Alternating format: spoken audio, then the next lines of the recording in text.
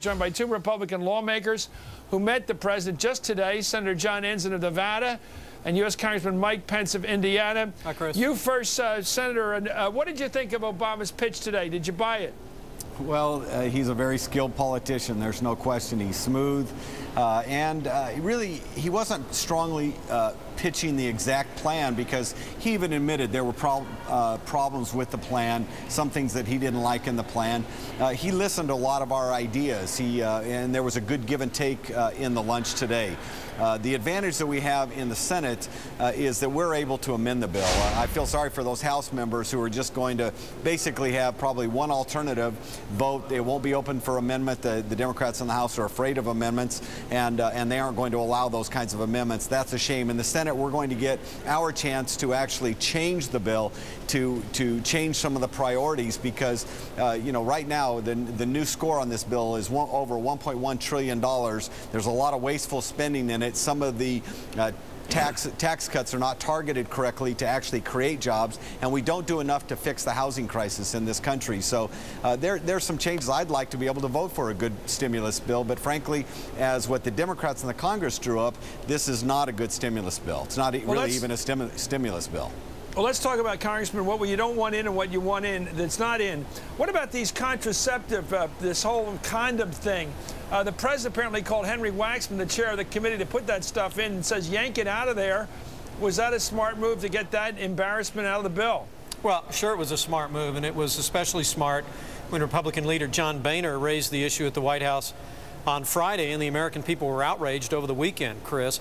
But taking out the couple of $100 million for contraceptives, it doesn't solve the problem here. What this bill is, and what President Obama heard in what was a frank but cordial dialogue on the House side of the Capitol today, was look, this bill is a long litany of liberal pet programs that will have very little to do with actually getting this economy moving again. There's token tax cuts in the form of rebates. But Chris, I would ask you, and many members asked the president this, what is $50 million to the National Endowment for the Arts going to do to create jobs?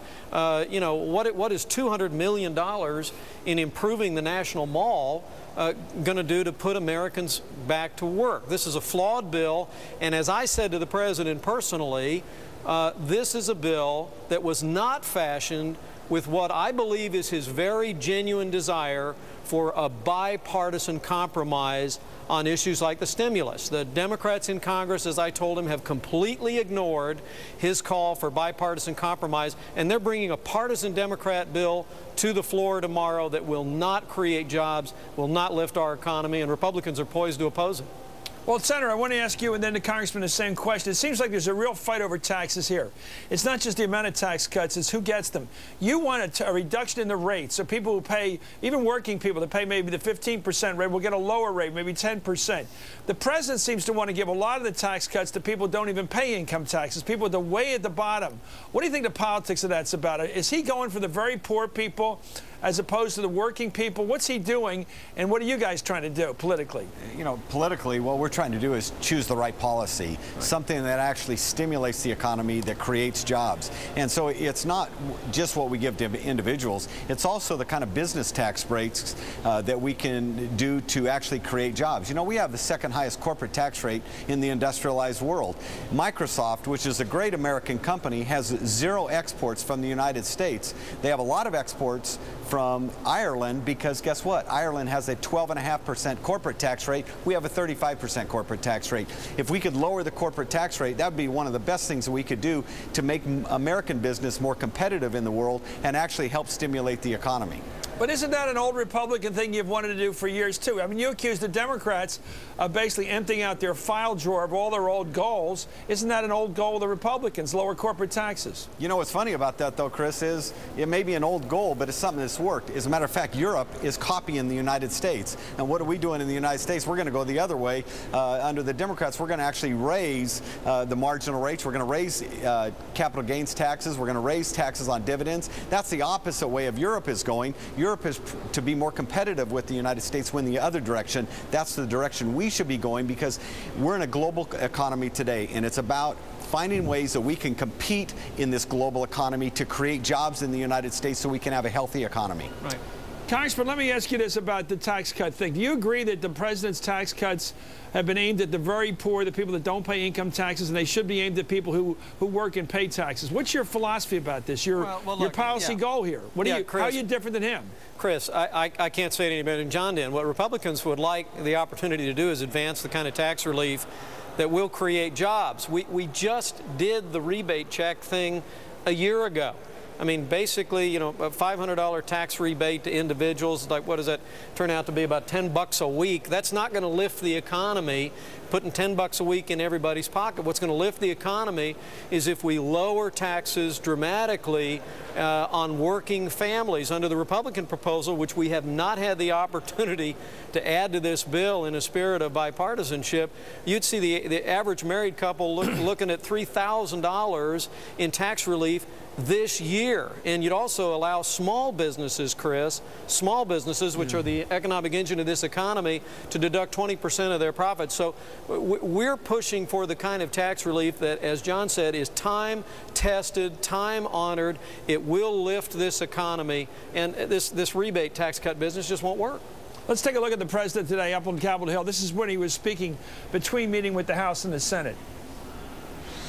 There are some legitimate philosophical differences with parts of my plan that the Republicans have, and I respect that. In some cases, they may just not be as familiar with what's in the package as I would like. I don't expect 100% agreement from my Republican colleagues, but I do hope that we can all put politics aside and do the American people's business right now. Senator Ensign, how's this going to work? The House is going to pass this without amendment, apparently. The Republicans won't have the votes to stop it, right? Then you're going to amend it and then send it back to the House. This is going to take a while, right? Yeah, it'll take a little bit of time, at least a couple of weeks. You know, the bottom line is, Chris, is that the president has set the right tone. He was actually wonderfully gracious today, listened to people, had the right tone. But the Democrats in the House and the Senate have done just the opposite. The two first bills to come out of the Finance Committee, the two major bills to come to the floor of the U.S. Senate, were done without any Republican input whatsoever. An S-chip bill that was a bipartisan bill, it's the Children's Health Insurance Bill, a bipartisan bill that came out that President Bush vetoed last year. They could have taken that bill and passed it again in a bipartisan fashion. Instead, the very first thing they do is they exclude Republicans from the debate, and they craft the bill that they want. They defeat all Republican amendments, and then they just make this a partisan exercise. And they're doing the same thing with the stimulus bill.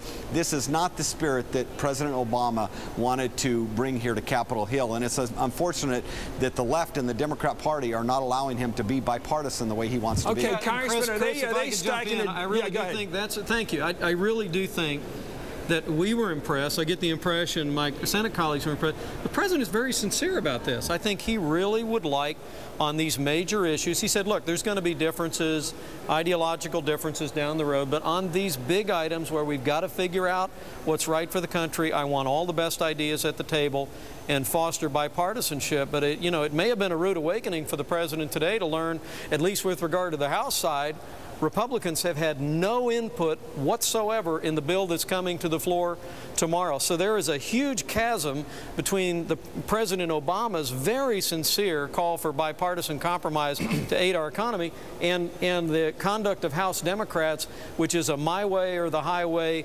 laundry list of pet projects and big government spending that won't stimulate the economy. They'll just stimulate more government and more debt. But didn't President Bush push through his tax cut back in 2001, basically with Republican votes, with the Democrats screaming opposition, but it didn't have any effect? Did he have Democrat participation in that tax cut of his?